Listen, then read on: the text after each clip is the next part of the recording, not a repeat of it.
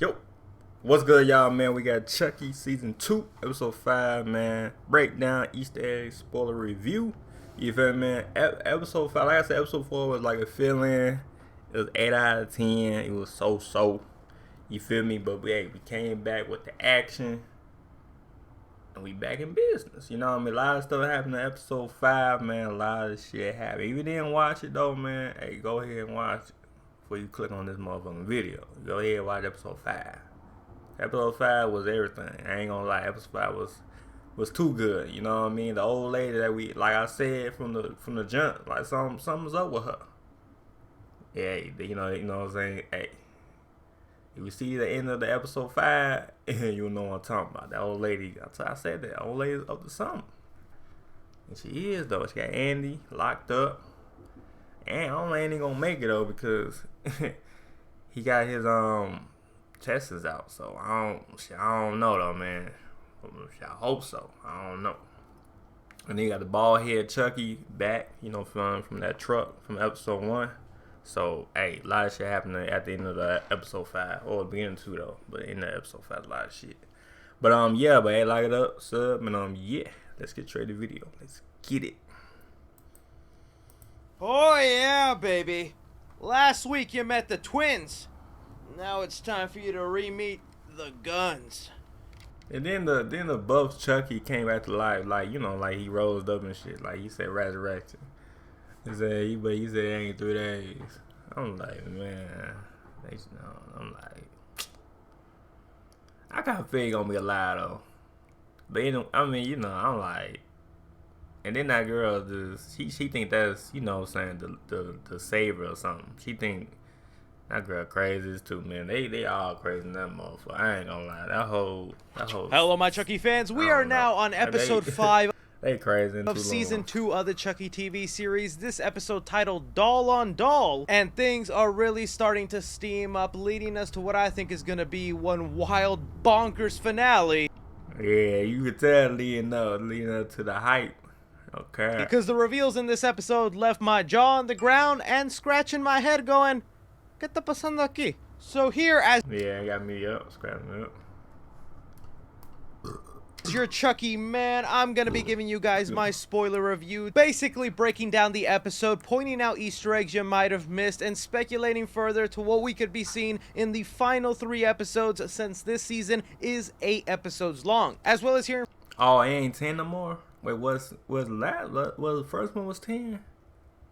Or was 8? I think it was 10 the last one. So this is 8. This is different than the last one. From you Chucky fans, but it is season 2 though. So as much as I speculate and theorize, some of you in the comment sections be getting it right on the money. I be reading so many theories. Oh, I don't read conversations And thoughts down there that some of you actually get it right, and when it pops up on the show, I go, oh, I wish I could remember the user's name, but I know somebody called that out, and that's fantastic. So again, just general thoughts on episode 5. You guys know my thoughts on episode 4. It looks like I was maybe in the minority because a lot of you absolutely love the bonkerness of the last episode, and I love that about the fans. It just goes to show what kind of Chucky we love, and some of y'all are completely fine with a little cheese and campiness in the Chucky universe. To me, either way, it seemed like we all agreed that the reintroduction of Glenn and Glenda were handled perfectly, and we're excited to see where those characters go. Happy we got moments of them here in this episode so we can theorize to what they will be playing a part in by the end. And for me, with episode 5, even though it's still retaining a little bit of its cheesy campy tone, it still has me reeled in with its story, man. They are busting out reveals and connections that I really didn't think. Yeah, like they going connections from not season 1, episode 1. A lot of shit happened, a lot of shit. We're gonna come into play, and they have me completely hooked to see how they're gonna end this. So starting off here with the opening of episode 5, like I said, a lot of you guys called it out. I really thought good guy Chucky was dead by the end of episode 3 when buff Chucky stepped in to take care of that little boy. But here with episode 5, we pick up exactly where that episode left off, seeing the aftermath of those events where we get good guy Chucky versus buff Chucky in what is an interesting turn of events. I think a lot of us us thought something like this would eventually happen. Whenever you throw in the idea of being able to multiply yourself, or in Chucky's case, split his soul, we all threw out our fan theories that eventually there might be a Chucky doll out there that would clash with another one, causing them to fight. And we're seeing that play out, sort of. Yeah, nah, this shit was funny as hell when they both fighting. I'm like, bro, what the fuck going on? Twice this episode. What the fuck going on, man? As the two Chucky dolls are fighting, though, it is interesting to see the different reactions behind the door, because you have Devin and Jake there witnessing the whole thing, while Jake is wanting to go in there and save good guy Chucky, like a lot of us that have fallen in love with good guy cute Chucky, while Devin is like, no, it's Chucky either way, whichever. I was saying, Devin like, man, fuck that shit. That's Chucky. No matter what, the good Chucky or what, that Chucky. One dies, it's a win for us, because that's one less Chucky in our lives. Having the battle end with good guy Chucky basically crucifying buff Chucky on the wall, very much resembling the cross, and then vomiting at the side of it, bringing us to the title card sequence that is made up of a bunch of stuffed animals that I gotta admit, guys, I'm not too sure what the exact connection of the stuffed animals were this episode. Was it just because we were following a soft, cuddly Chucky? Was it because Glenn and Glenda seemed to hold on to stuffed animals? I don't know, maybe some of you guys could make it more clear to me. Not saying that's a negative at all, I'm just saying I couldn't pick up the theme of what the title card was going with. Bringing us to Jake and Devin, who continue to have this debate about whether they can even trust good guy Chucky, while Jake takes him away and Devin attempts to get rid of buff Chucky, having Father Bryce step in and be completely offended to what he's seen on the wall. You know what I'm saying, though? Because, I mean, we already know that wasn't Devin, but like I said, they don't know what's going on yet. They don't know what's going on. Well, yet, I'm really getting to a point where I can't wait for Chucky to reveal himself to Father Bryce. It's that's why I said I can't wait. I can't wait too, though. I can't wait. Because they gotta know what's going on. It's going to be such a satisfying moment, especially with how hard-headed he is on his religion and disbelief that these dolls are actually real. I'm dying to see the reaction Father Bryce is going to have. And I even love the moment where Devin was kind of messing with Father Bryce and using his own religion against him, saying, yeah, why would you believe supernatural elements on a doll? It's not like you believe any other type of supernatural elements, my guy. That was pretty clever of the writers right there. From there, we cut to some moments between Lexi and Nadine, where Lexi is just continuing to have another nervous breakdown over the death of her bully and them having to stash away her body, where she just wants another fix, aka her pills. You guys heard me talk about this in episode 3, where I'm kind of sick of this trope and I just wanted it to end, and well, episode 5. Yep, it did end. She finally flushed them motherfuckers away. Ended it in a pretty satisfying. I was happy too. I'm like, god damn, finally, shit. I looking tired of seeing her ass like that. Wait, Lexi seems to kick the habit after Nadine opens up and lets her know that her mom also went through the same thing and that she wants to be a good friend and make sure Lexi doesn't end up the same way as her mom. And I thought that was actually a really beautiful moment. It brought the characters more together, and it was a pretty powerful way for Lexi to kick that habit, and I'm hoping from now on we're just done with that. Also, side note, does anyone else out there get completely disgusted when we see characters just sit on bathroom floors and even touch toilet seats? Like, ah! Hey, I know you're talking about. I know you're talking about. I know you're talking about. Wash your hands, Lexi. Buff Chucky don't have no fatness system to fight germs. Cutting us now to Glenn, who is currently having a nightmare, 2 flashbacks of the events of Sida Chucky, where they were basically killing. As soon as Glenn wakes up, they feel compelled to reach out to their other half, Glenda, and ask if they just had the exact. I kind of figured it was her. First, I was like, "Who was that?" And I was like, "It might be her." Sister or whatever, or brother, whatever you want to call them. Exact same dream, confirming Glenda also had the similar nightmare. With the way this episode ends and everything they're building up with Glenn and Glenda, they just continue to feel this emptiness inside, and I'm just really curious if by the end of the season we'll see them agree just to go back into one doll, even though there's technically 2 personalities within them. We follow Glenn go up to their mom, who is once again watching Liar Liar. This is one of my favorite comedies, Tiffany. You're gonna make me despise it. It is so funny to me that Tiffany feels the need to watch this movie every day, but with little events that transpire in this episode, it makes a lot more sense. We see that Jennifer Tilly's real-life sister, Meg Tilly, is still there and is even starting to catch on to her sister not exactly acting right, asking her questions about their past, where you can see Tiffany, being in Jennifer Tilly's body, doesn't know those memories and feels a little panicky not knowing that stuff, so you could say her watching Liar Liar over and over is maybe her trying to regain some sort of memory or be like Jennifer Tilly, memorizing what she's like so she can copy those mannerisms in real life. At least that's what I'm taking from it. We'll dive more into them in a sec, because as we move back to Nadine and Lexi, once they re-enter their room, Trevor's body, the body missing, is gone. It's not in the closet, it's not on the floor. Somebody has cleaned it up and taken it away. At the same time they're figuring that out, we see Jake and this good guy Chucky doll kind of growing closer together, where he's really starting to buy in that this doll has changed. And I'll tell you what, us as audience members, I bet we're all confused here. Yeah, that's what I was saying. I'm like, I don't know, man. Something about that doll, though.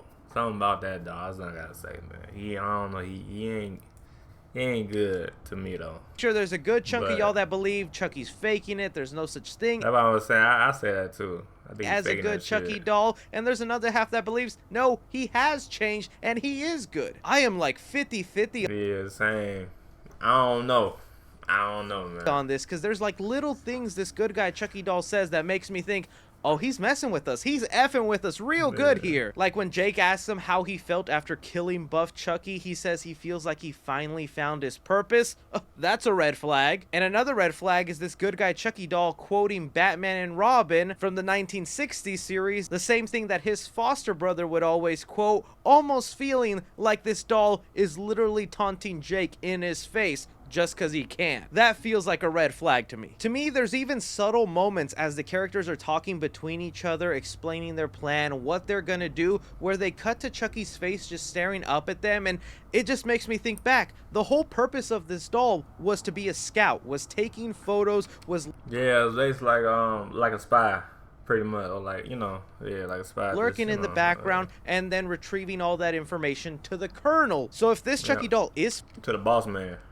Faking it, he's being even more of a perfect spy, because now he's not only getting photo evidence of what they're doing, he's listening to their conversations and can now pass that information on. But again, I'm 50-50 on whether this doll is good or not, and I think the show is even doing a great job of dividing the group and they doing a good job of the Chucky, man. Having it play into the religious aspect of this show, because as we were seeing in previous episodes, Jake is slowly starting to buy into the Catholic teachings and is open to their religion, while Devin seems 100% against it, is not going to buy into it. We see that after Father Bryce makes him read the infamous anti-gay passage of thou shalt not lay with a man, ripping it out of the Bible, and then being almost sort of in shock or disgusted when he sees Jake wanting to baptize good guy Chucky alongside Nadine, who seems to believe he's gone good. There might be some people that think there's no way Jake would do this, but if we go back to his character from season 1, I feel this is believable. Devin brought up yeah, because he did have a doll in school, episode 1.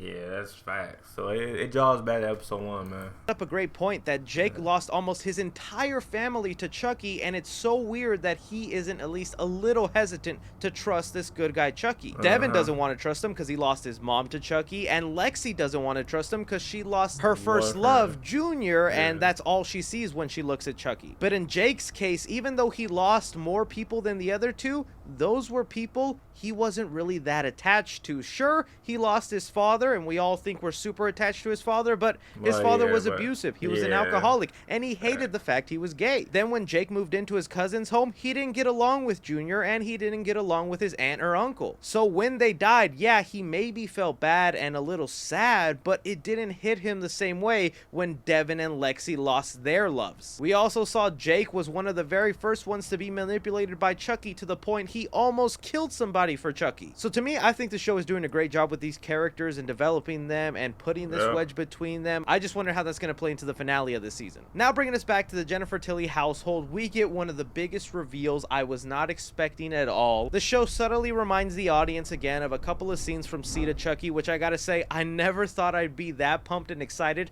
to see scenes from Seed of Chucky that'll play into this show.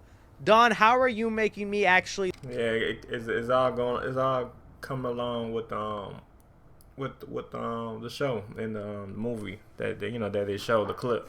Like a movie I hate in your franchise. But it's revealed here that Tiffany Valentine has actually been holding hostage the whole time. She been in that motherfucking cage the whole time.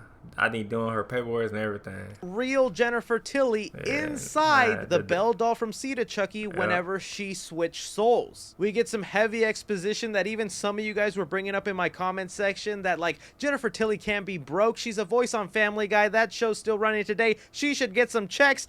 And Jennifer Tilly here flat out mentions Family Guy, answering fan mail, basically doing all the small details of Jennifer Tilly's life that Tiffany Valentine would have no knowledge of. This is kind of crazy and adds a whole new dimension to the Tiffany character I desperately needed. You guys heard me say last episode, in episode 4, when Chucky taking over Nika's body was about to shoot human Jennifer Tilly / Tiffany, I wanted him to pull that trigger. I kind of wanted to be done with human body Tiffany, and I wanted her back into a doll, because all this season she has just been an alcoholic watching Liar Liar every episode. That's not really fun for me. I was like, if that's all her character is reduced to, take her out. And then as soon as I say that, they throw in a new twist and a new element in here, and I'm like, keep her alive. Keep human Tiffany alive. But also, like, she's been trapped in that cage for at least 10 years, I believe. That's how long in the timeline I think Seed of Chucky has happened. That's forever in that cage, all for chocolates. That is an Easter egg to Seed of Chucky, because they play into the fact of Jennifer Tilly gaining a little weight in real life, and she's having trouble with her diet, and she loves her chocolate, and I guess they brought that back for here. Also cool to see a Chucky Goes Psycho poster. That's the fake movie they were filming in Seed of Chucky. But again, just a really interesting choice to bring back Jennifer Tilly, the real life actress, in here when we thought she was dead and gone a long time ago. Going back to the school for a little bit, we see that buff Chucky, who was thrown into a garbage can, has not actually died and is risen, as a funny little joke to God being risen 3 days later after his crucifixion, where the nun who first looked at the good guy doll and thought it was the face of God himself. Yeah, that girl, I don't know,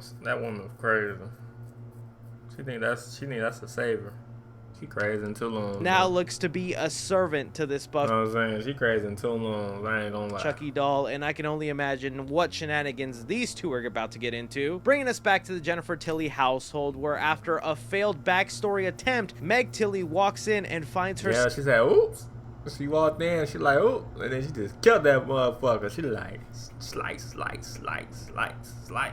Sister trapped in a doll body, where Tiffany Valentine goes crazy and she'll like, what's her name? Megan or something? Meg. That is me. It's Jennifer or Tiffany or something, you know. Kills her right in front of their child. Slice. Glenn. She didn't get 2 fucks too. She like slice.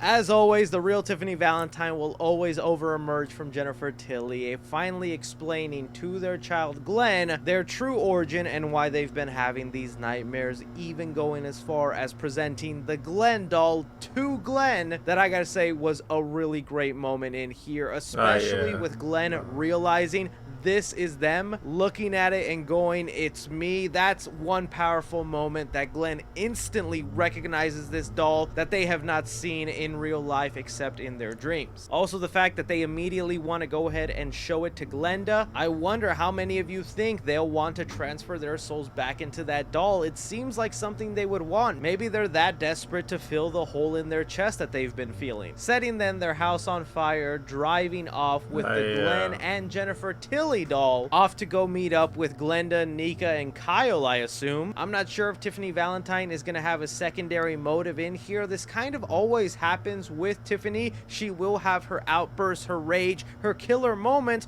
but at the end of the day, she does have a silver lining of humanity in her. Oh, Chucky, look at us. Don't you see? We belong dead. Where there's a small sliver of her that wants to do some good, so for all we know, she could just be going to face the music with Glenda, reveal everything, and then be willing to give Jennifer Tilly her body back. Ending the episode off with Lexi and Devin headed into the woods after they inspected Chucky's scout phone for a little bit, realizing there's a trail of body parts in the woods, mainly pieces of Chucky dolls, all some that we can assume fell off that bus from the very first episode. Looking into the window, all of us thinking this was maybe going to be Andy's cabin that we've seen in some of the later Chucky movies. And while Andy Barkley, played by Alex Vincent, is there laying down, bearded up and hurt, it's not him who's masterminding all of this, because it's revealed to... At Petco, get same-day delivery of what you need when you need it. You can set repeat delivery. people are behind. It's not him who's masterminding all of this, because it's revealed two people are behind this. Bald-headed Chucky, who is now confirmed to be the Colonel, the one calling... Yeah, Boss Man. That was the one from episode 1. The shots, and Dr. Mixter. And the old lady that we saw on episode 1, or episode 2, I believe. I think it was 1 or 2. But I kind of said something was up with her. I said it to her, like, something was up with her, but we just gotta wait till, you know, till we get deep and dive in that motherfucking episodes. I said something was up with her ass, man. She was too obvious. I'm like, something's up with that old, you know, that lady right there, man. Something's up with her. The therapist from season 1 and season 2 who sent Devin Lex. Oh, yeah, it was season 1. Yeah, it was season 1 and 2. And Jake to this Catholic school. All right, now let's strap in and try and figure all of this out. Cause what the heck? Yeah, that shit came right in the loop. It was like, whoop. And then right back to us. Man, earlier this season, whenever the therapist handed the Belle doll to Lexi's... That's what I said. She handed the doll, and then she sent him to the... You know, she didn't want to send him to jail, so she's like, oh, yeah, send him to Catholic. For a reason, though. It was all for a reason, though. Younger sister, Coraline. That immediately was a red flag to us, and we thought, okay... Facts. Red flag right there. That's what I said. When they said him that doll, I was like, yup, she on to something. We don't know yet, though. Now we do know. But something's up with her. And then when she was the one to suggest the trio go to the Catholic school that Chucky grew up in, that was red flag number 2, and we were like, no, something's up with her. What is it though? Here we finally get the confirmation she is in cahoots with Chucky, is working together with him, but we still have no idea who she is. Some of y'all were immediately messaging me saying that it was Chucky's mom, but like, did y'all forget season 1? Chucky kills his own mom. The other popular theory going around about this doctor is that maybe she's the caretaker that we saw in flashbacks when Chucky was in that orphanage. That is now the same school that the trio are in. That could be a very likely possibility. I know the ages don't exactly match up, but if she has been in cahoots with Chucky, it only takes a couple of Chucky dolls and swapping your soul around from body to body to keep you at an age that isn't that weird. But for now, I'm gonna say maybe it's not that character, because I didn't remember much about this therapist, so I went to the Chucky Wikipedia of the character, and there was a detail in here I completely forgot about. Apparently, this therapist has said before in the show that the reason she loves dolls and was suggesting the Belle doll to Coraline earlier this season is because she mentioned as a child she got polio and was bedridden, and dolls became her best friend. So what if actually this therapist was another student or kid in the orphanage that befriended Chucky, or at least Charles Lee Ray? Because I mean, it sounds like she knew him as Charles Lee Ray since she's called... Yeah, she's saying Charles, his real name. Then Chucky. Calling him Charlie. This could maybe be one of Chucky's first loves or one of his first friends. Heck, maybe even this character loving dolls is something she passed on to Charles Lee Ray that then eventually led him down the path to get inside a Chucky doll. That's crazy speculation right there, but it's crazy to think that this mastermind, or at least henchman, has been under our noses all the way back to season 1, because this is the same therapist that was seeing Jake's aunt, Bree. And don't forget, Chucky killed that aunt at her office, so she was probably aware and complicit with that. But okay, now getting us to bald-headed Chucky, like, what is going on here? The boy stepped up in ranks when he was becoming the laughingstock in episode 1. Please don't tell me the whole reason this Chucky is Colonel taking over and killing Chucky dolls, because I wouldn't be surprised if it was this bald-headed Chucky. Yeah, he probably did all that shit. That killed all these dolls, put their heads on spikes, and is wearing some of their ears as a necklace, all because they were making fun of him for being bald. Yeah, that's funny, but that's also like just such a weird, jokey origin. It's that little bit of seed of Chuckiness that's kind of goofy for me. Even some of you guys have pointed out that Buff Chucky could possibly have been the person next to Bald Chucky in episode 1, because there was a line in there where Bald Chucky was making fun of his small arms.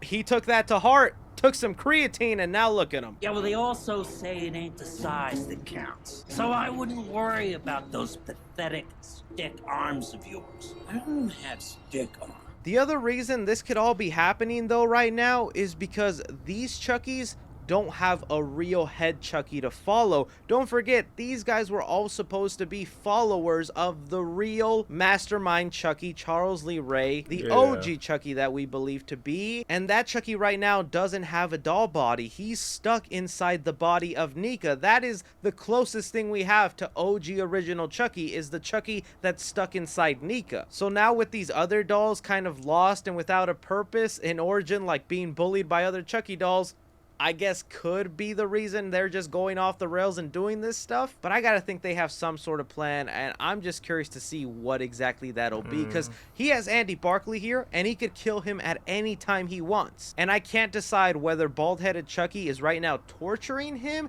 or actually trying to make injury better, because it looks like he maybe broke something and is maybe trying to do surgery on him. I don't know, but I am curious and caught on the hook for sure. This is where I want to throw it off to you guys. You hear my speculation, my thoughts, the craziness going on with the show. Where do you think this is all headed? How do you think this season's going to end? I'm curious to what you guys think, and well, I'm off to the party store to get me a bald cap, because now it looks like I need to be bald Chucky for you guys. Don't forget to like, subscribe, follow me on Twitter at 3CFilms or on TikTok at 3CFilms. But as always, I'm Chris. Take care. But yeah though. Let me know, comment below what y'all think on episode 5, man. Let me know. A lot of shit happened, man. Episode's gonna be good. Can't wait for it, man. But hey, like it up, sub, but yeah. Alright. Peace.